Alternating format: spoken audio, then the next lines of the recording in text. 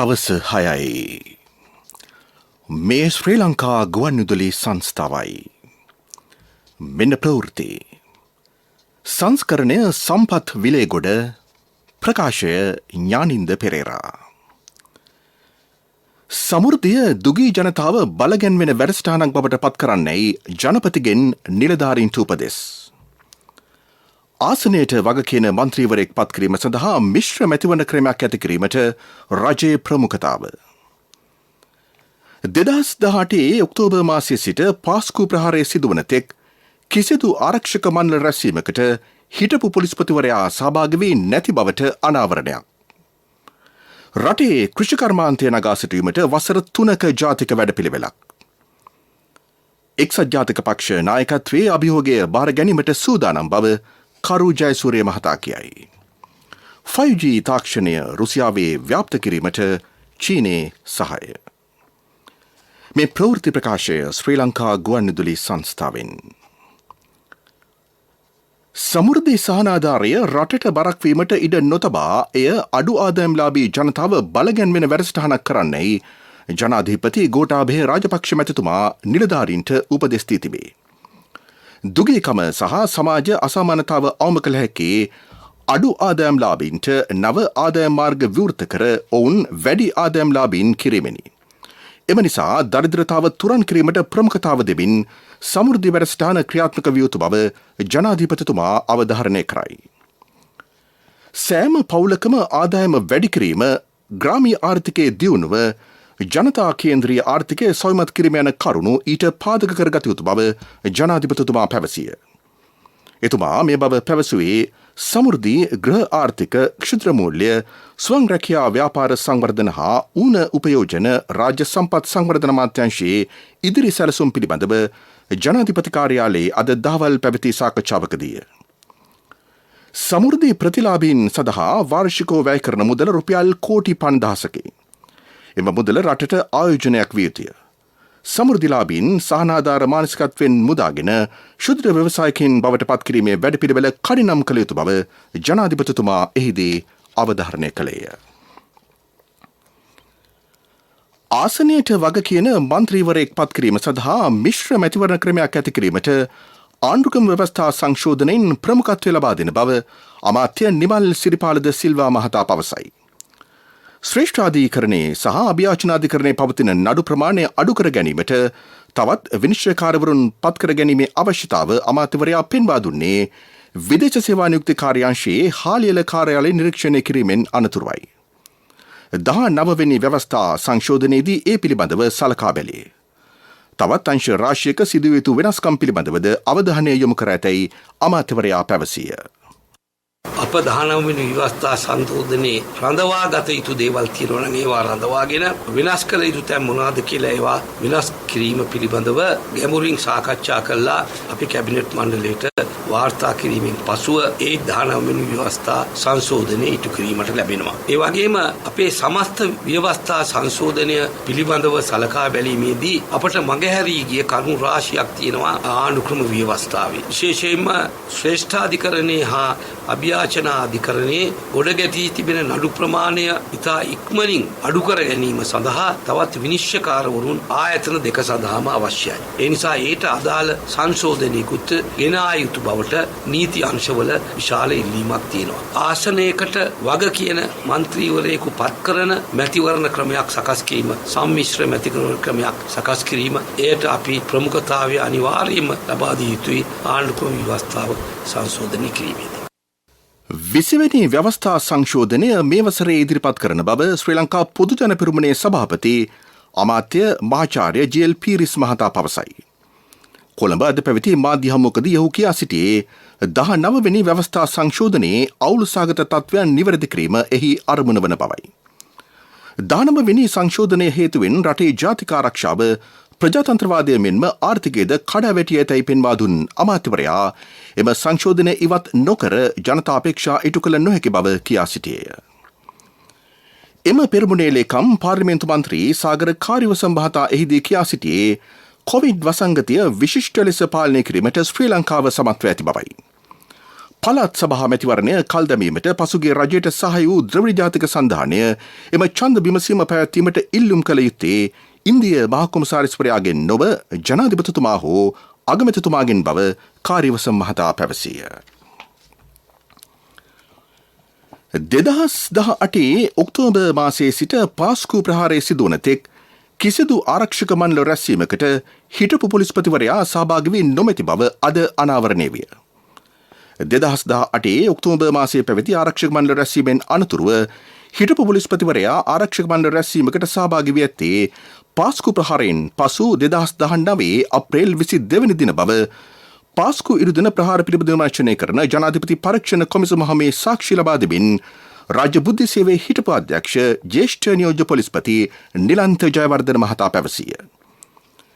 පාස්කු ප්‍රහාරයෙන් පසුව දෙවන ප්‍රහාර මාලාවක් සිදුවිය හැකි බවට වන තොරතුරු හිටපු ආරක්ෂක ලේකම්වරයාට හා හිටපු පොලිස්පතිවරයාට 2019 අප්‍රේල් මාස 25 වෙනි දින ලිඛිතව දැනුම් දී තිබේ.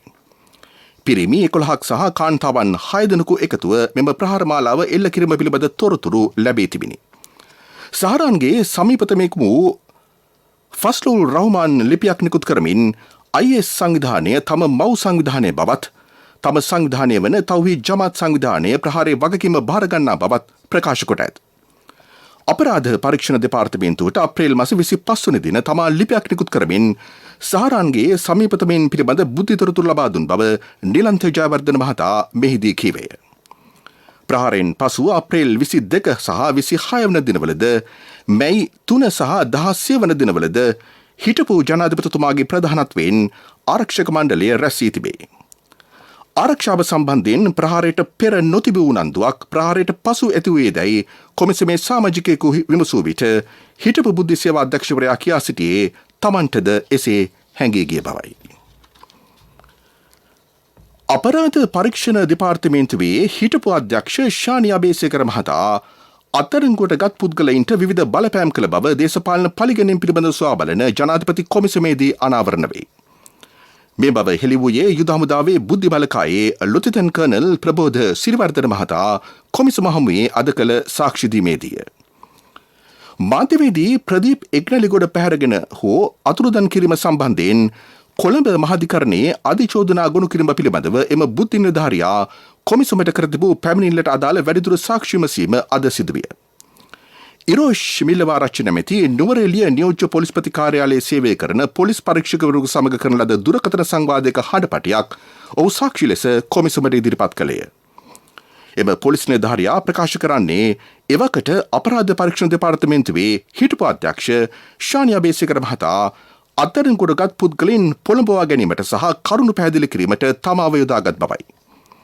එමෙන්ම කොමිසම හමුවේ සාක්ෂි ලබා දීමට සූදානම් බවද එම පොලිස් නිලධාරියා සාක්ෂිකරු සමග පැවති දුරකථන සංවාදයේදී එකඟ වී තිබේ. හිටපු නියෝජ්‍ය පොලිස්පති වාස් ගුණවර්ධන මහතාට එරෙහි ගිනියවී සගවා තබා ගැනීමේ නඩුවේ 7 වෙනි විත්තිකරු ලෙස තමා නම් කිරීමට ශානි අබේසේකර මහතා උත්සාහගත් බැවින් ඔහුගේ ඉල්ලීම මත වාස් ගුණවර්ධන මහතාට එරෙහිව මහේස්ත්‍රාත්වරයෙකු ඉදිරියේ ප්‍රකාශයක් ලබා දී නිදහස් වූ බවද කීවේය.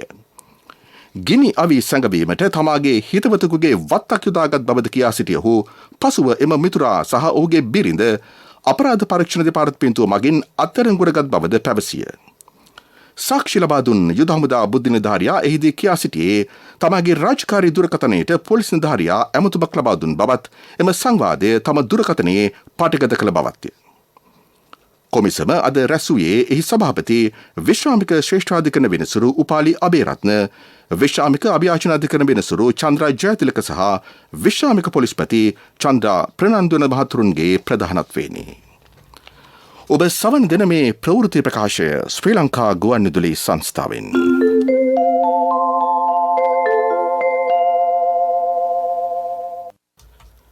රටේ කෘෂිකර්මාන්තය නගා සිටුවීම සඳහා වසර 3ක ජාතික වැඩපිළිවෙළක් සකස් කරන බව අමාත්‍ය මහින්දානන්ද අලුත්ගමගේ මහතා පවසයි. මෙහිදී අපනයන කෘෂිභෝග කර්මාන්තය නගා සිටුවීම සඳහා විශේෂ අවධානයක් යොමු කරේ. කෘෂිකර්මාන්තය හා සම්බන්ධ රාජ්‍ය ආයතන තනිතනිව කටයුතු කිරීමෙන් ගැටලු රැසක් ඇති වී ඇතැයි අමාත්‍යවරයා සඳහන් කළේ ගැටඹේ අපනයන කෘෂිකර්ම දෙපාර්තමේන්තුවේ නිලධාරීන් පසුගියදා හමු අවස්ථාවේදී. ඉදිරි වසර 3දී රටේ අපනයන කෘෂිභෝග ක්ෂේත්‍රයේ කැපී පෙනෙන වෙනසක් ඇති කිරීමට රාජ්‍ය නිලධාරීන් සියලු දෙනා ක්‍රියාකළ යුතු බව පැවසූ අමාත්‍යවරයා සුළු ගොවියා පමණක් නොව මහ පරිමාණ ගොවීන් පිළිබඳවද නිලධාරීන්ගේ අවධානය යොමු කිරීම වැදගත් බව පැවසිය. රටේත් පක්ෂයේත් අභිවෘද්ධිය වෙනුවෙන් එක්සත් ජාතික පක්ෂයට නායකත්වය දීමේ අභියෝගය බාර ගැනීමේ හැකියාව තමාට ඇතැයි හිටපු කතානායක කරු ජයසූරිය මහතා කියා සිටි. නිවේදනයක් නිකුත් කරමින් ඔහු පෙන්වා දෙන්නේ වර්තමාන පක්ෂ නායකත්වයට මෙන්ම ජ්‍යෙෂ්ඨයින්ට ඒ බව දැනුම් දී ඇති බවයි. පක්ෂයේ වර්තමානයේ ඇති වී ඇති ව්‍යාකූලත්වයේ සලකා බොහෝ පාර්ශවිකර ඉල්ලීම මත මෙම තීරණය ගත් බව ඔහු නිකුත් කළ එම නිවේදනයේ දැක්වේ. විදේශ රටක නිෂ්පාදිත පතුරුම් තුවක්කු 3ක් සමග සැකකරුවෙකු අත්අඩංගුවට ගෙන තිබේ. ඔහු අත්අඩංගුවට ගෙන ඇත්තේ විශේෂ කාර්ය බලකාය අම්බලන්ගොඩ ප්‍රදේශයේ කළ වැටලීමකදී. මේ අතර විදේශ රටක ජීවත් බෝම්බයක් සමග සැකකරුවෙකුද දෙහිවල ප්‍රදේශයේදී අත්අඩංගුවට ගෙන ඇතැයි පොලිස් මුලස්ථානය පවසයි. ප්‍රමුඛ පුවත මීළඟට. හල භාෂාව සඳහා REG හිස් තැනක් SLBC S යනුවෙන් සටහන් කොට 2244ට SMS කරන්න. ඉංග්‍රීසි භාෂාව සඳහා REG හිස් තැනක් SLBC E යනුවෙන් සටහන් කර 2244ට SMS කරන්න.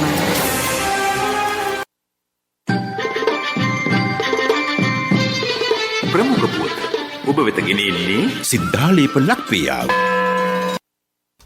ගෙවුණු කාලයේදී මීඋන රෝගීන් 4500කට වැඩි සංඛ්‍යාවක් වාර්තා වී ඇතැයි වසංගත රෝග විද්‍යාංශය පවසයි. එම කාලයේදී පුද්ගලයන් 37 දෙනෙකු මිය ගොස් තිබේ. වැඩිම පිරිසක් වාර්තා වී ඇත්තේ රත්නපුර දිස්ත්‍රික්කයේනි. එය 1100 ද ඉක්මවා ඇත. එම නිසා සෞඛ්‍ය උපදෙස් අනුගමනය කරන්නයි සෞඛ්‍ය අමාත්‍යාංශය ගොවි ජනතාවගෙන් ඉල්ලා සිටී. ප්‍රමුඛ පුවත ඔබ වෙත ගෙන ආවේ සිද්ධාලේප ලක්වියාව. ශක්ති හඬ අවධානය පිණිසයි. ආර්ය කිරි ගුවන් සවාරි උඩුගුවනේ සැරිසරන්න ආරිය කිරි රස බලන්න. ආර්ය කිරි පැකට්ටුවේ ඇති නිල් පාට ලාංඡනය කපා යවා ජයගෙන සිරි ලංකා අසිරිය අහසේ සිට දැක ගන්න. වැඩි විස්තර ආර්ය මිල්ක් Facebook පිටුවෙන්. ආර්ය කිරි ගුවන් සවාරි. වවුනියාවේ ප්‍රදේශ කීපයක බටු වගාවට දිලිර රෝගයක් පැතිර යාම හේතුවෙන් හානි සිදු වී තිබේ. අකර 3000ක පමණ බටු වගාව මේ නිසා විනාශ වෙමින් පවතී. ශාක පත්‍රවල මෙන්ම ඵලයේද මෙම රෝග තත්ත්වය පවතින අතර දිලිර හා පණුවෙකු මෙම තත්ත්වයට හේතු වන බව ගොවීහු කියති. එම නිසා මෙවර බටු ඇසැන්න අඩුවීමක්ද පෙන්නුම් කරයි. මේ මර්ධනය කිරීම සඳහා පියවර ගත්තත් එය සාර්ථක වී නැතැයි ඔවුහු කියති. බලධාරීන් මේ පිළිබඳව අවධානය යොමු කළ යුතු ඇතැයි වගාකරුවෝ පවසති. ආර්ය කිරි ගුවන් සවාරි උඩුගුවනේ සැරිසරන්න ආරිය කිරි රස බලන්න. ආර්ය කිරි පැකට්ටුවේ ඇති නිල් පාට ලාංඡනය කපා යවා ජයගෙන සිරි ලංකා අසිරිය අහසේ සිට දැක ගන්න. විස්තර වෙළඳ මහතුන්ගෙන්. ආර්ය කිරි ගුවන් සවාරි. ලෝක ප්‍රවෘත්ති අනුග්‍රහය. හැම සමාගමකටම එහෙම වෙන්න බෑ. පීපල්ස් ලීසිං වෙනස් වෙන්නේ එතනදී. ජනහද හඳුනන පීපල්ස් ලීසිං විශ්වාසයේ ප්‍රමුඛයා. 5G තාක්ෂණය තම රටේ ව්‍යාප්ත කිරීම සඳහා චීනයේ සහයෝගය ලබා ගන්නා බව රුසියානු විදේශ අමාත්‍ය සර්ජි ලැව්රෝ මහතා පවසයි. ඇමරිකාව සහ ඔවුන්ගේ සමීප රටවල් චීනයේ සහාය සඳහා ලබා නොගැනීමට තීරණය කර ඇත. තමන් මෙම ක්‍රියාවලියට එක් නොවන බව රුසියාව කියයි. මෙමගින් රුසියාවේ අන්තර්ජාලය වේගය මෙන්ම තවත් තාක්ෂණික අංශ සුවිශේෂී ප්‍රගතියක් අත්කරගනු ඇතැයි විදේශ අමාත්‍යවරයා පෙන්වා දෙයි. නවසීලන්තයේ රටේ ඇතැම් ප්‍රදේශ අගුරු දැමීම තවදුරටත් සිදු කරයි. නව ආසාදිතයින් වාර්තාවිමත් සමගම ඕක්ලන්ත ප්‍රාන්තයට තවදුරටත් සීමා පනවා ඇත. දකුණු කොරියාවද සමාජ දුරස්ථභාවය අනිවාර්ය කර තිබේ. මේ අතර යුක්‍රේනයේ හිටපු අග්‍රාමාත්‍යවරයාට කොවිඩ් රෝගය වැළඳී ඇතැයි වාර්තා වේ. රෝගී තත්ත්වයක් හේතුවෙන් කළ පරීක්ෂාවකදී ඇය කොරෝනා ආසාදිතකු බවට හඳුනා ගැනිනි. එරට සමස්ත කොරෝනා ආසාදිත සංඛ්‍යාව 1,06,754කි. ගත වූ පැය 24 තුළදී පමණක් අලුතින් රෝගීහු 1,799 දෙනෙකු වාර්තා වී තිබේ. මියගේ සංඛ්‍යාව 2,293කි. එමෙන්ම ලෝපුරා රටවල් 30ක් කොරෝනා ආසාදිතන්ගේ සංඛ්‍යාව ලක්ෂයක් ඉක්මවා ඇතැයි විදෙස් මාධ්‍ය වාර්තා කරයි. තවදුරටත් වැඩිම කොරෝනා ආසාදිතයන් සංඛ්‍යාවක් වාර්තා වන්නේ ඇමරිකාව, බ්‍රසීලය සහ ඉන්දියාවෙනි. ගත වූ පැය 24දී ලෝපුරා කොරෝනා ආසාදිතයින් 34,000කට වැඩි සංඛ්‍යාවක් අලුතින් හඳුනාගෙන ඇත. මියගිය සමස්ත සංඛ්‍යාව 8,12,000කට අධිකයි. 2,36,11,000කට අධික රෝගීන් සංඛ්‍යාවක්ද ලෝපුරා වාර්තා වී තිබේ. සුවය ලැබූ සංඛ්‍යාව 1,61,00,000කට අධිකයි. ලෝක ප්‍රවෘත්ති අනුග්‍රහය මේක ඇත්තටම ලේසින් කතාවක් නෙමේ. හොස්පිටල් එකක් කියන්නේ අපි වෙනුවෙන් තියෙන තැන. හොස්පිටල් වල පහසුකම් වැඩි කරලා, හොස්පිටල් හදලා දහස් ගානක මිනිස්සුන්ගේ ජීවිත සුවපත් කරනවා කියන්නේ ඒකම ඇතිනේ. හැම සමාගමකටම එහෙම වෙන්න බෑ. පීපල්ස් ලීසිං වෙනස් වෙන්නේ එතනදී. ජනහද හඳුනන පීපල්ස් ලීසිං විශ්වාසයේ ප්‍රමුඛයා. පෙරසර සංවර්ධනයක පුවත් සම්පින්ඩනය සංවර්ධන පුවත්.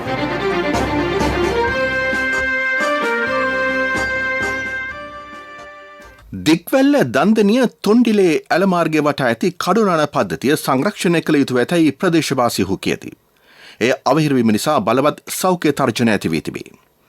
ඇලමාර්ගයේ අවසන් මීටර 600ක දුරක මෙම කඩුලාන පද්ධතිය පිහිටා ඇත. ප්‍රදේශවාසීන් පවසන්නේ මෙම පළාතට ආවේනික වූ ශාක වර්ග රැසක් මේ ආශ්‍රිතව පවතින බවයි. ඊටම ආවේනික මත්ස්‍ය හා සත්ත්ව විශේෂිත ජීවත් වෙති. ඇලමාර්ගය අවහිරවීම නිසා ඇතැම් අවස්ථාවල ගං අතුරු තත්ත්වයක්ද හටගන්නා බව ජනතාව කියති. ක්‍රීඩා පුවත්. ඉදිරි 5 වසරේදී බොක්සිං ක්‍රීඩාවෙන් ඔලිම්පික් හෝ පොදුරාජ මණ්ඩලයේ ක්‍රීඩාවලදී රන් පදක්කමක් දිනා ගැනීම අරමුණ බව ශ්‍රී ලංකා බොක්සිං සංගමයේ සභාපති ඩයන් ගෝමස් මහතා පවසයි. ඊට සැලසුම් සාගත වැඩපිළිවෙළක් ක්‍රියාත්මක කර තිබේ. ඔහු මේ බව කියා සිටියේ එම සංගමයේ ඉදිරි වැඩපිළිවෙළ පිළිබඳව දැනුවත් කිරීම සඳහා පසුගියදා පැවති මාධ්‍ය හමුවකදී. කියුබානු පුහුණුකරුවෙකුගේ සේවය ලබා ගැනීමටද ඉදිරියේදී ක්‍රියා කරේ. මලල ක්‍රීඩා බොක්සිං සහ බර ඉසිලීමේ ඉසව්වලින් වැඩි පදක්කම් දිනාගත හැකි බවට හඳුනාගෙන ඇති බැවින් ඊට වැඩි අවධානයක් යොමු කිරීමේ අවශ්‍යතාවද ඔහු පෙන්වා දුන්නේය. COVID-19 හේතුවෙන් නවතා ඇති බොක්සිං තරඟාවලිය ලබන දෙසැම්බර් මාසයේ ආරම්භ කිරීමට නියමිතයි. ඔබේ සිහින සවිබලගන් වන්න රුපියල් ලක්ෂ 5 සිට මිලියන 10 දක්වා 7ක වාර්ෂික පොලි අනුපාතයකට වසර 2ක පුද්ගලික ණයක්. ඔබට අවශ්‍ය වන්නේ එක් අපකරුවෙකු පමණයි. NSB Wings ඉහළ ඉලක්ක කරා ලංකාවන්. ව්‍යාපාරික පුවත් ඔබ වෙත ගෙන එන්නේ ජාතික ඉදිරි කිරීමේ බැංකුව. ඔබේ මුදලට සුරක්ෂිතම ස්ථානය. මෙවසරේ ජනවාරි සිට ජූලි දක්වා කාලයේදී සතුස් ආයතනය රුපියල් බිලියන 17කට වැඩි ආදායමක් උපයා ඇතැයි ඒ සභාපති නිෂාඩ් පෙරේරා මහතා පවසයි. එය එදා මෙදා තුර වාර්තාගත ආදායමකි. වෙනත් ආයතන සමග තරගකාරී ලෙස භාණ්ඩ අලෙවි කිරීමට සතුස සමත්ව ඇතැයි ඔහු කියා සිටී. ව්‍යාපාරික පුවත් ඔබ වෙත ගෙන ආවේ ජාතික ඉදිරි කිරීමේ බැංකුව. ඔබේ මුදලට සුරක්ෂිතම ස්ථානය. තවත් බලා සිටීම අවසන්. මේ සතුට නැවත අත්විඳීමට කාලයයි. ජයග්‍රහණී රේඛාව නැවත ඇඳීමට කාලයයි. ඔබේ අධිරාජ්‍යය නැවත ගොඩනැගීමට කාලයයි. ඔබේ ව්‍යවසායික අභිලාෂයන් තෘප්තිමත් කිරීමට කාලයයි. NSB Wings සමග ඔබේ සිහින සවිබලගන් වන්න. රුපියල් ලක්ෂ 5 සිට මිලියන 10 දක්වා 7ක වාර්ෂික පොලි අනුපාතයකට වසර 2ක පුද්ගලික ණයක්. ඔබට අවශ්‍ය වන්නේ එක් අපකරුවෙකු පමණයි. NSB Wings ඉහළ ඉලක්ක කරා ලංකාවන්. වැඩි විස්තර ළඟම ජාතික ඉදිරි කිරීමේ බැංකු ශාඛාවේ. ආර්ථික පුවත් ආවරණය ආසිසිර බෙටි ගන්න පුළුවන් වුණාද? හොඳ වෙලාවට එක ෆාමසියක් නම් ඇරලා තිබුණා. ඒ තරු පෙවුනේ සමහර බේත් වල ගණන් ඇහුවම. කීයක් යාද? LOLC ක්‍රෙඩිට් කාඩ් එක නොතිබෙන්න මොනවා කරන්නද කියලා හිතා ගන්න බැරි වෙනවා. LOLC ෆයිනෑන්ස් ක්‍රෙඩිට් කාඩ් පත ජීවිතේම සපුරාලයි. මෙරටට අවශ්‍ය කහ සහ බඩේරඟු රට තුළම නිෂ්පාදනය කිරීමට නව රජය වැඩපිළිවෙලක් ආරම්භ කර තිබේ. ඒ අනුව අක්කර 5000ක කහ වගා කිරීමට නියමිතයි. තවත් අක්කර 1,50,000ක බඩේරඟු වගා කරේ. අක්කර 21,000ක් උක් වගා කරන බව රාජ්‍ය අමාත්‍ය ජානක වක්කුඹුර මහතා පවසයි.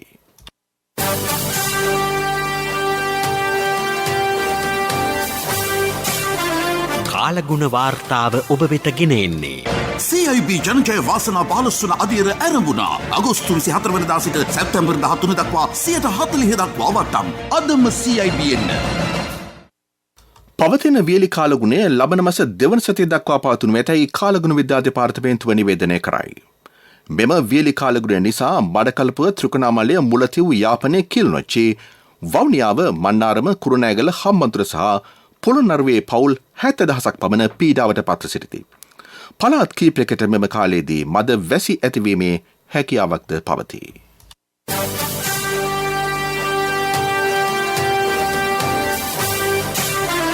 කාලගුණ වාර්තාව ඔබ වෙත ගෙන ආවේ.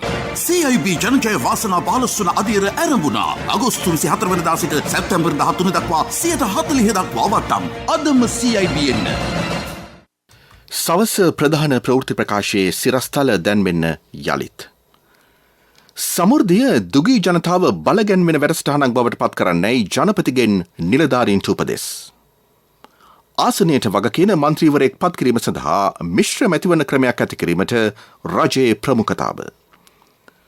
2018 ඔක්තෝබර් මාසයේ සිට පාස්කු ප්‍රහාරය සිදුවන තෙක් කිසිදු ආරක්ෂක බණ්ඩ රැස්වීමකට හිටපු පොලිස්පතිවරයා සහභාගී වී නැති බවට අනාවරණයක්. රටේ කෘෂිකර්මාන්තය නගා සිටීමට වසර 3ක ජාතික වැඩපිළිවෙලක්. එක්සත් ජාතික පක්ෂ නායකත්වයේ අභියෝගය බාර ගැනීමට සූදානම් බව කරු ජයසූරිය මහතා කියයි. 5G තාක්ෂණය රුසියාවේ ව්‍යාප්ත කිරීමට චීනයේ සහාය. සවස ප්‍රධාන ප්‍රවෘත්තියින් සමාප්තයි.